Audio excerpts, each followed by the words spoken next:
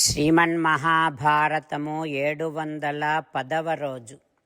ఓం అస్మద్గురుభ్యో నమః. నారాయణం నమస్కృత్య నరం చైవ నరోత్తమం దేవీం సరస్వతీం వ్యాసం తతో జయం ఉదీరయేత్. శ్రీమన్మహాభారతము 3వ పర్వము, వనపర్వము లేదా అరణ్య పర్వము. అందులో 4వ అధ్యాయము.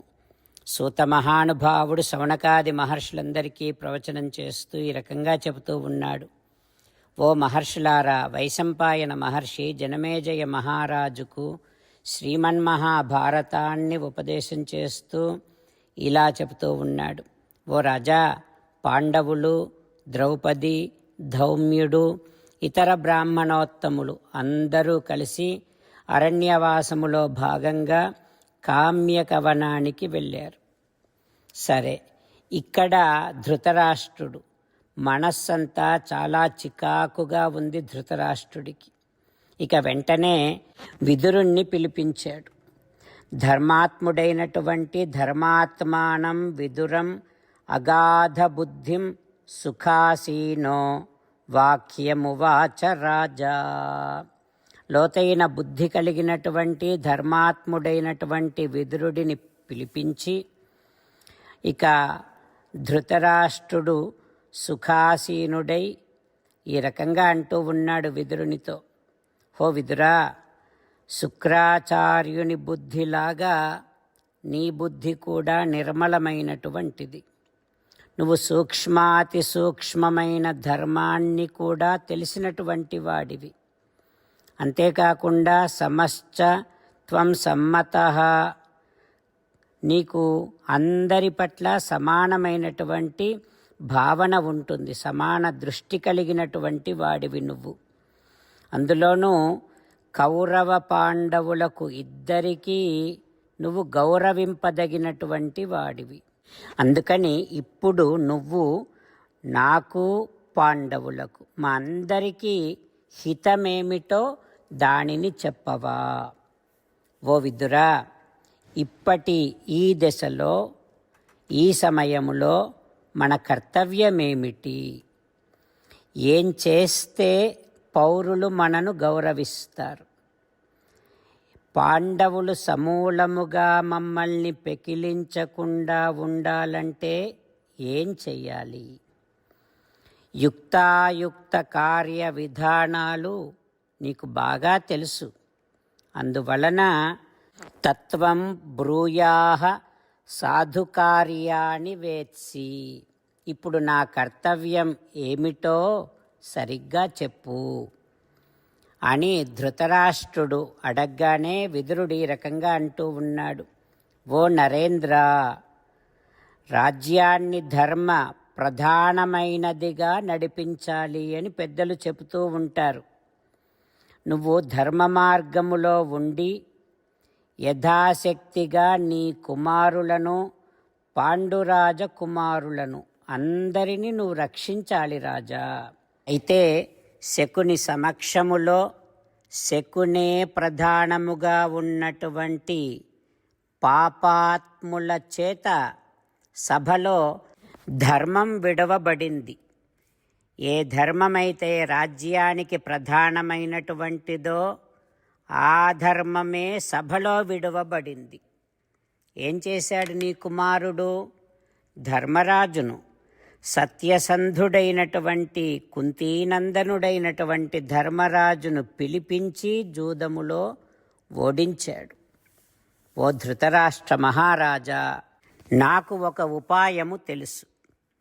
నీ కుమారుల యొక్క దుష్ట వ్యవహారము నుండి శాంతి కలగడానికి ఒక ఉపాయం నాకు తెలుసు. దానివలన యథా పుత్రస్తవ కౌరవ్య పాపాత్ ముక్తో లోకే ప్రతితిష్ఠేత సాధు. దానిచేత నీ కుమారుడు ఈ పాపము నుండి విముక్తుడై లోకములో మంచివాడుగా పేరు ప్రఖ్యాతులను పొందుతాడు. అట్లా కావడానికి నా దగ్గర ఒక ఉపాయం ఉంది అని విదురుడు ధృతరాష్ట్రునితో చెబుతూ ఉన్నాడు. ఆ తర్వాత ఏం జరుగుతుందో రేపు తెలుసుకుందాం. జై శ్రీమన్నారాయణ. జై శ్రీమన్నారాయణ. అమ్మా నాన్నలకు సాష్టాంగ నమస్కారం చేద్దాం. మన ఆచార్యవర్యుల శ్రీచరణారవిందములకు సాష్టాంగ నమస్కారం చేద్దాం. శ్రీ వేదవ్యాస మహర్షుల వారి దివ్య పాదారవిందములకు సాష్టాంగ నమస్కారం చేద్దాం. శ్రీ విఘ్నేశ్వర స్వామి వారి శ్రీచరణారవిందములకు సాష్టాంగ నమస్కారం చేద్దాం. శ్రీమన్మహాభారత గ్రంథరాజమునకు శిరస్సు వంచి నమస్కరిద్దాం. శ్రీకృష్ణ భగవానుని శ్రీచరణారవిందములకు సాష్టాంగ నమస్కారం చేద్దాం. మన హృదయ మందిరములోనే అంతర్యామిగా వేంచేసి ఉన్నటువంటి శ్రీమన్నారాయణుడిని సేవిస్తూ మనని మనము స్వామికి సమర్పించుకుంటున్నామనే భావనాపూర్వకముగా సాష్టాంగ నమస్కారము చేస్తూ స్వామి నామ సంకీర్తన చేద్దాం. శ్రీమన్నారాయణ నారాయణ నారాయణ శ్రీమన్నారాయణ నారాయణ నారాయణ. శ్రీమన్నారాయణుడే శ్రీకృష్ణ భగవానుడిగా వచ్చి మనందరికీ భగవద్గీతను ఇచ్చి మనందరినీ ఒక 8 పనులు చేయమని చెబుతూ ఉన్నాడు. అందుకని భగవన్ తప్పకుండా చేస్తామంటూ మనం ప్రతిరోజు ఈ రకంగా మాట ఇద్దాం. హో శ్రీమన్నారాయణ కరిష్యే వచనం తవ సర్వం శ్రీకృష్ణార్పణమస్తు. జై శ్రీమన్నారాయణ. జై శ్రీమన్నారాయణ. భక్తులకు ప్రత్యేకమైనటువంటి విజ్ఞాపన. మీకు అన్ని విషయాలలో వెంటనే మంచి ఫలితాలు రావాలి అనంటే ప్రతిరోజు 1 నిమిషం వెచ్చించి నారాయణాస్త్రాన్ని చదవండి. ఇక మీకు తిరిగే ఉండదు. నారాయణాస్త్రాన్ని పొందడానికి మీరేం చేయాలంటే నారాయణాస్త్రం అనే వెబ్సైట్కి వెళ్ళి మీ పేరు మీ ఈమెయిల్ ఇస్తే మీ ఈమెయిల్కి నారాయణాస్త్రం PDF వస్తుంది. అందులో ఒక రామాయణ శ్లోకం, ఒక గీతా శ్లోకం, ఒక విష్ణునామం ఉంటాయి. ఆ 3 కలిపి నారాయణాస్త్రం అంటాం. ప్రతి ఒక్కరికి వేరువేరు శ్లోకాలను ఇస్తున్నాం. ఆ రకంగా ఎవరి శ్లోకాన్ని వారు ప్రతిరోజు తప్పనిసరిగా చదవటం వలన ప్రతిరోజు ప్రతి 24,000 భక్తులతో ఒకసారి సంపూర్ణ రామాయణ పారాయణ, 33 సార్లు శ్రీమద్ భగవద్గీత పారాయణ, 24 సార్లు శ్రీ విష్ణు సహస్రనామ స్తోత్ర పారాయణ జరుగుతుంది. ప్రతి ఒక్కరికి అంతటి విశేష ఫలితము ప్రతిరోజు లభిస్తుంది. అందుకని మీరు మీ కుటుంబ సభ్యులు అందరూ ఒక్కొక్కరు ఒక్కొక్క నారాయణాస్త్రాన్ని వెంటనే పొందండి. జై శ్రీమన్నారాయణ. శ్రీమద్ భగవద్గీత సారాంశముగా 18వ అధ్యాయములో 65 నుంచి 69 శ్లోకముల ద్వారా శ్రీకృష్ణ భగవానుడు మనందరినీ ఒక 8 పనులు చేయమని చెబుతూ పరమాత్మ ఈ రకంగా అంటూ ఉన్నాడు. ఎవరెవరైతే నేను చెప్పిన ఈ 8 పనులు చేస్తారో వారందరూ నాకు చాలా ఇష్టమైన వారవుతారు. అప్పుడు వారిని నేను సకల పాపముల నుండి సకల దుఃఖముల నుండి విముక్తులను చేసి నా అంతటి వారిగా చేసుకుంటా, తరగని ఆనందాన్ని అనుభవింపచేస్తా. నిజమే చెబుతున్నా, ప్రమాణము చేసి చెబుతున్నా అంటూ సాక్షాత్తుగా దేవదేవుడైన శ్రీమన్నారాయణుడైన శ్రీకృష్ణ భగవానుడే మనను ఈ 8 పనులు చేయమని చెబుతూ ఉన్నాడు కనుక హో శ్రీమన్నారాయణ కరిష్యే వచనం తవ, తప్పకుండా చేస్తా, నువ్వు చెప్పినట్టే చేస్తా అంటూ మనం ప్రతిరోజు దేవదేవుడైన శ్రీమన్నారాయణుడికి ఈ రకంగా మాట ఇద్దాం. హో శ్రీమన్నారాయణ, నువ్వు చెప్పినట్టే నేను నిన్నే సంతతము ధ్యానము చేస్తూ ఉంటా. హో శ్రీమన్నారాయణ, నువ్వు చెప్పినట్టే నేను నీ భక్తుడిగానే ఉంటా. హో శ్రీమన్నారాయణ, నువ్వు చెయ్యమన్నట్టే నేను నా విధులను కర్తవ్యాలను నీ సేవగా నీ తృప్తి కోసమనే సక్రమంగా నిర్వర్తిస్తూ ఉంటా.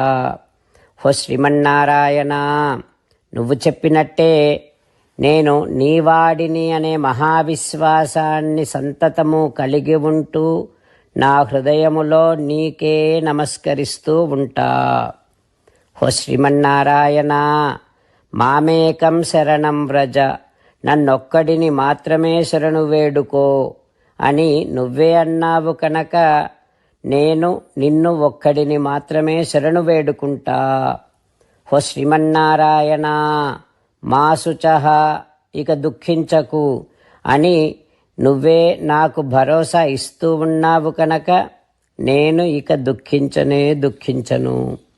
ఓ శ్రీమన్నారాయణ, నువ్వు చెప్పినట్టే నువ్వు నా కోసమని చెప్పిన శ్రీమద్భగవద్గీతను ఎప్పుడో ఒక్కసారి కాకుండా ప్రతిరోజు కనీసము ఒక్క శ్లోకాన్నైనా అనుసంధానము చేస్తూ గీతోపదేశాన్ని జ్ఞాపకం చేసుకుంటూ ఉంటా. ఓ శ్రీమన్నారాయణ, నువ్వు చెప్పినట్టే నువ్వందరి కోసమని చెప్పిన శ్రీమద్భగవద్గీతను తెలియని భక్తులందరికీ తెలియచేసే నా వంతు ప్రయత్నాన్ని నిరంతరము కొనసాగిస్తూనే ఉంటా.